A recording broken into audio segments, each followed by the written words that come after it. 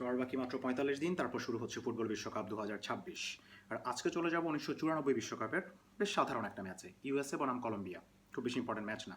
খেলার শুরুতে মাত্র ৩৩ কি ৩৪ মিনিট তখন সময়, আন্দ্রেস স্কোবার নামে ২৭ বছর বয়সী কলম্বিয়ার একজন প্লেয়ার ছিলেন।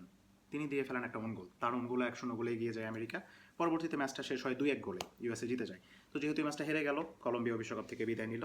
তো খেলাটা হয়েছিল জুলাই মাসের ২২ তারিখে, ঠিক ১০ দিন পর, ২রা জুন ১৯৯৪, নিজের শহরেই, নিজের দেশে, নিজের শহরে এই আন্দ্রেস স্কোবার, যিনি অন গোল দিয়েছিলেন, তিনি গুলিবিদ্ধ হন আততায়ীর হাতে।